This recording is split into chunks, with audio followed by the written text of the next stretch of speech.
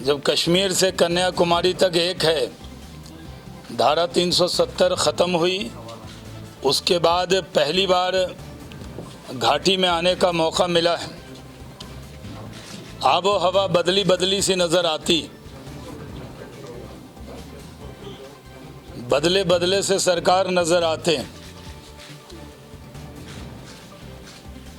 अब आबो हवा में डेवलपमेंट की खुशबू आ रही है। यहाँ की आवाम की हमें फ़िक्र है। जम्मू कश्मीर की आवाम से भारतीय जनता पार्टी मोहब्बत करती है। हम चाहते हैं कि जिस तरह देश में डेवलपमेंट हो रहा है, जिस तरह आंध्र प्रदेश में, बिहार में, यूपी में, गुजरात में डेवलपमेंट हो रहा है, उसी तरह का विकास और डेवलपमेंट, तरक्की जम्मू कश्मीर के लोगों का भी हक है। जम्मू कश्मीर के अवाम का हक है, उनका ये राइट है और हमारे लिए फरीज़ा है कि हम डेवलपमेंट करें। जम्मू कश्मीर की आवाम को डेवलपमेंट से कोई रोक नहीं सकता। पहले जो हुकूमत रही है वो सिर्फ अपना और अपने परिवार का। पहले एनसी और पीडीपी के नेताओं से पूछा जाता था कि आपने क्या डेवलपमेंट किया, तो उन्होंने कहा देखिए हमारे रिश्तेदारों का कितना बड़ा बड़ा मकान है, हमारे बच्चे कितनी तरक्की कर रहे हैं, हम मुख्यमंत्री थे, हमारे बच्चे भी हो गए हैं। लेकिन किसी गरीब के कश्मीरी बच्चों की फ़िक्र उन्होंने नहीं की। वो ये मानते हैं कि अपने फैमिली का और अपने परिवार का, अपने रिश्तेदारों का भला करना कश्मीर का भला हो गया। हम परिवारवाद के ख़िलाफ़ लोग हैं। हमने बिहार में चुनाव लड़ा, एक भी नेता के बेटा बेटी को टिकट नहीं दिया। मैं भारतीय जनता पार्टी का जो पार्लियामेंट्री बोर्ड है, सेंट्रल इलेक्शन कमेटी जो उम्मीदवार तय करता है, उसके अंदर भी मैं सदस्य हूँ, जो 10 लोगों की कमेटी। और मैंने देखा है कि हम परिवारवाद के ख़िलाफ़ हैं। इसलिए हमारी कथनी और करनी एक है। जो हम बोलते हैं वो करते हैं। अगर हमने कहा कि कुछ परिवार के लोग, आज जितनी भी पार्टियां जम्मू कश्मीर के अंदर हैं, वो कोई ना कोई उनके वालिद या उनके दादा MP, MLA, minister, chief minister रहे हैं, इसलिए वो हैं। आम कश्मीरी को आगे बढ़ने का मौका उन्होंने नहीं दिया। हम मौका देंगे। नरेंद्र मोदी जी का कमिटमेंट है कि जम्मू कश्मीर की आवाम पर हम ख़ास तौर पर ध्यान देंगे। जम्मू कश्मीर की आवाम के हाथ में हम कलम दे रहे हैं और उनसे कह रहे हैं कि आप अपने कलम से अपनी तकदीर लिखिए, यानी अपने वोट से लिखिए। धारा 370 ख़त्म हो गई। जिस तरह हम ये मानते हैं कि किसी की मौत होने के बाद वो कब्र से ज़िंदा नहीं लौटता, धारा 370 कभी नहीं लौटेगी। ये बात एकदम सही है, इसमें कोई शक की गुंजाइश नहीं है।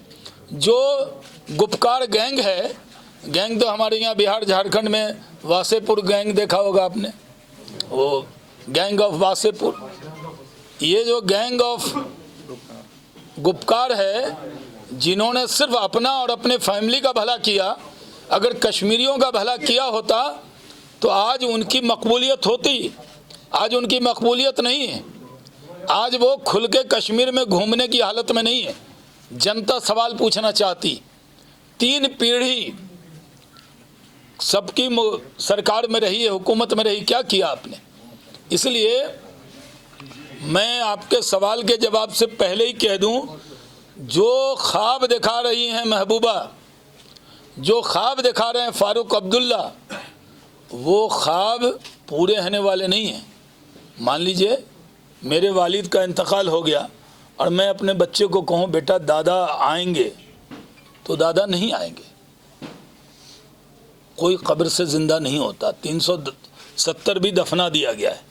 अब ये कभी नहीं लौटेगा।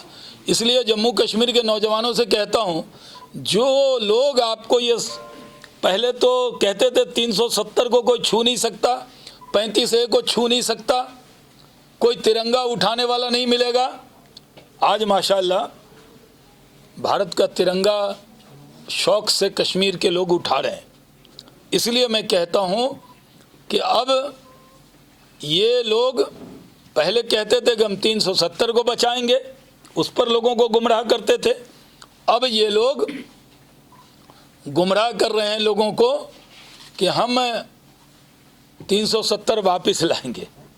इससे बड़ा झूठ दिन के उजाले में कुछ नहीं हो सकता जो वो बता रहे हैं। हम यहाँ लोकल बॉडी का जो चुनाव है उसमें चुनाव लड़ रहे हैं और जम्मू कश्मीर में अनुराग ठाकुर जी प्रभारी हैं तरुण चुनाव के। हम और अनुराग ठाकुर और संजय भाटिया जी इलेक्शन के लिए जुड़े हैं और लोग जम्मू आज आए हैं, जम्मू का काम देख रहे हैं। मेरे जिम्मे घाटी की जिम्मेदारी है एज ए इलेक्शन इंचार्ज इन घाटी, मतलब कश्मीर का, कश्मीर वैली का। तो मैं इलेक्शन तक आपको मिलने वाला हूँ, उसके बाद भी मिलने वाला हूँ, लेकिन इलेक्शन में कंटिन्यू रहूँगा। अभी मैं 4 दिन हूँ, फिर आ जाऊँगा। मैंने कहा थोड़ा देख लूँ, मिल लूँ। फिर मुझे कितना कश्मीर से लगाव है, मैं पटना नहीं जा पाया ओथ में, लेकिन मैं श्रीनगर आ गया हूँ, क्योंकि जितना मैं अपने बिहार से प्यार करता हूँ उतना ही जम्मू कश्मीर के लोगों से प्यार करता हूँ। आज हमारे नेता नरेंद्र मोदी जी के दिल में बसता है जम्मू कश्मीर, आज उनके दिमाग पे है जम्मू कश्मीर। वो उनकी जिद है जम्मू कश्मीर को संवारने की। नरेंद्र मोदी जी की जिद है जम्मू कश्मीर में डेवलपमेंट लाने की। नरेंद्र मोदी जी की जिद है आपको रोज़गार दिलाने की। और जम्मू कश्मीर एक ऐसा इलाका है जो सिर्फ कश्मीर के जवान को, जम्मू के जवान को ही रोज़गार नहीं दे सकता, बल्कि पूरे दुनिया का टूरिज़्म का हब बन सकता है। लेकिन टूरिज़्म की जगह लोगों ने थोपा टेररिज्म। अब टेररिज्म का दौर ख़त्म हो गया, टूरिज़्म का दौर शुरू हुआ है। मेरी आपके ज़रिए उन सब जम्मू कश्मीर वासियों से अपील है कि आप डेवलपमेंट के लिए, आपने सबको आजमाया, अब डेवलपमेंट के लिए भारतीय जनता पार्टी को आजमाइए। हम पूरी तरह आपकी उम्मीदों पर इंशाअल्लाह खड़े उतरेंगे और सबका साथ, सबका विकास, सबका विश्वास, सबको साथ लेकर चलेंगे। हिंदुस्तान में जैसे आज सब जगह अमन अमान है, कहीं कर्फ्यू नहीं है, कहीं दंगा नहीं है, कहीं फसाद नहीं है। 1-2 घटना जो होती है कहीं दिख जाती होगी कभी कभी टीवी पे, वो कुछ समाज के अनासिर हर जगह होते हैं जो समाज को बदनाम करते हैं, मुल्क को बदनाम करते हैं। लेकिन हमारी जिम्मेदारी है इस मुल्क में किसी भी ज़ात मज़हब के मानने वाले हों, उनकी फ़िक्र करना नरेंद्र मोदी जी अपनी जिम्मेदारी मानते हैं। और अटल बिहारी वाजपेयी जी की तरह अब जम्मू कश्मीर के लोग भी नरेंद्र मोदी जी से बहुत प्यार करते हैं, बहुत मोहब्बत करते हैं। उसका नज़ारा हमने देखा है कि यहाँ लेफ्टिनेंट गवर्नर आए हैं, डेवलपमेंट मनोज सिन्हा जी बेहतरीन डेवलपमेंट का काम कर रहे हैं। पूरी तरह सरकार की भी कैपेबिलिटी का सवाल है कि हमने जो वादा आपसे किया कि डेवलपमेंट करके दिखाएंगे, डेवलपमेंट करना नरेंद्र मोदी की जिद है और उस जिद पर हम पूरी तरह खड़े उतरेंगे।